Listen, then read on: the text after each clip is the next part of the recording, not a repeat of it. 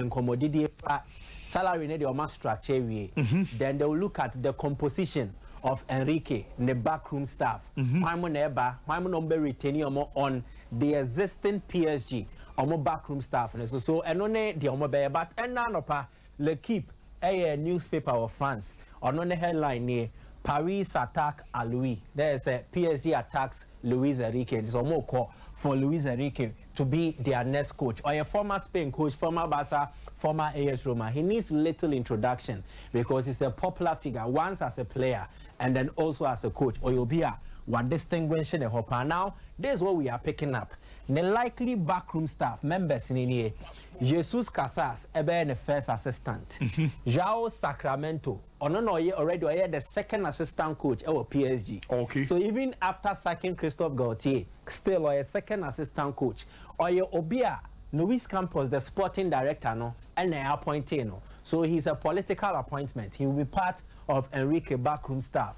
I thought the chief video analyst Enrique and Juma Rafael Paul a physical trainer 1 Obeyisu 2 physical trainers and Lorenzo Del Pozo also a physical trainer 2 Joaquim Valdez and a personal assistant Onena Nedi Jumasa arrived from AS Roma 2011-2012 he was part of the first ever big managerial job and after so Gianluca Spinelli or the current goalkeepers trainer or PSG, likely somebody retaining because Enrique has not suggested a new goalkeeper trainer. Yes. And I think so. The last section of PSG, more performance and analysis department, which also includes video analysis, retaining staff. So this is likely to be Enrique, the backroom staff or PSG. Now with Enrique coming, PSG is slowed down in terms of recruitment. Yes. Enrique know in mind the kind of players or they already existing squad now. Sansana Luis Campos no knows who their own ideas. And it's always a kind of lead, a slow down kakra. One is because Mallorca for year Omonium they want 22 million euros plus Omonia the go ahead no for Enrique said they should pursue to the latter and answer to the letter. And the echo so one player PSG looking at so betting signing also a Hurricane signing no it will only be given the full go ahead if Enrique ba no also meeting team so say on what you have to manage or peneso say bibisa and to me and but PSG are interested in the Hurricane project because they think that at the age of 29 or they call the 30s he's seen as the potential burden sharer in terms of goal scoring at Paris Saint-Germain. Now me can say PSG team now because acquire Mbappe and it's a Mbappe no altna they will need somebody on a Mbappe no ever share the goal scoring burden and that is seen as Hurricane. If Hurricane project na feasible they still have their eyes on Victor Osimhen. So so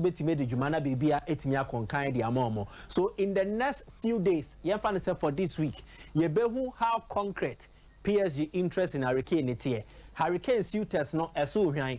Madrid a unity for him because they think it's too expensive and the age. It will be much more of a risk considering the injury history. So 2, Bayern Munich who's a boy thing. So I'm limiting it to just staying as Spurs or potentially joining a foreign club because English clubs who say Daniel Levy is a very difficult negotiator and I just what the best shoot him.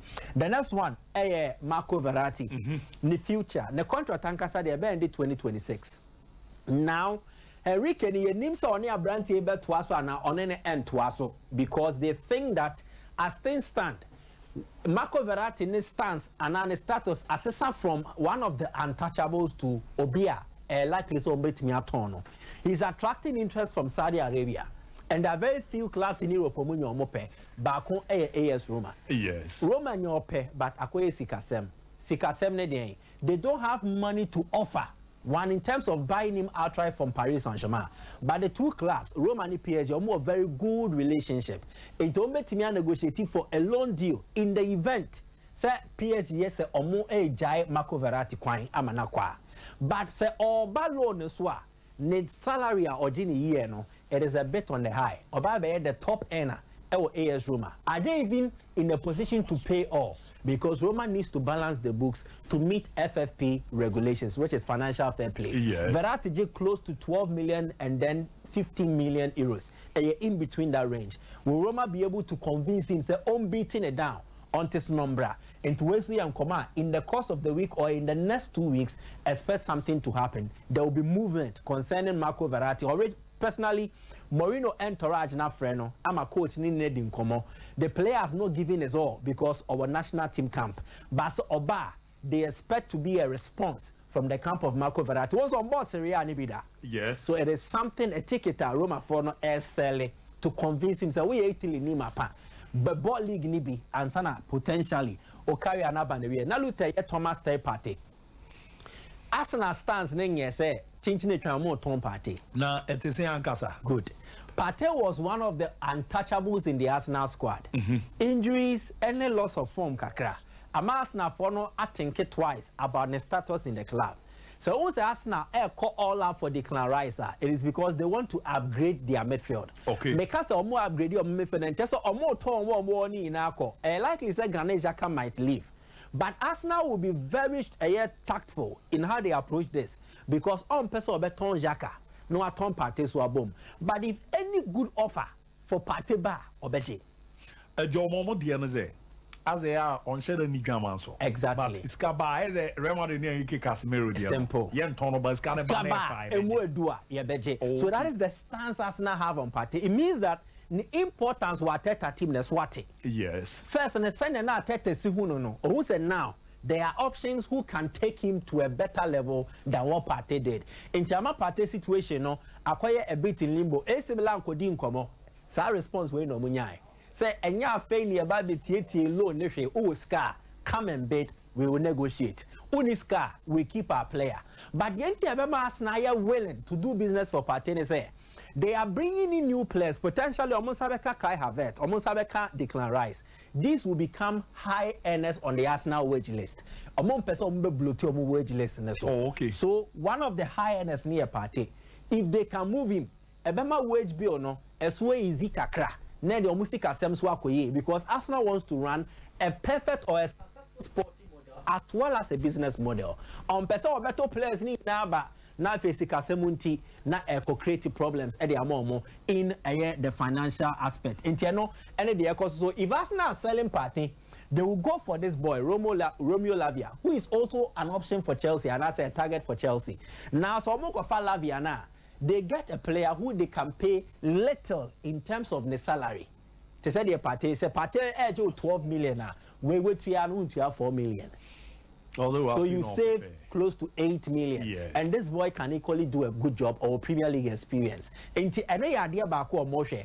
And boy, when Nankasani Ateta so relationship kakra because they did the job together. Our Manchester City. Oh, okay. And to notice Arsenal are stepping up interest in this boy, so do not be surprised. And then Edin Dzeko, there is latest around him, or Koteki, per the latest report ever. Teki no kono, or Fenerbahce, the agent Nini, Alessandro Lucci.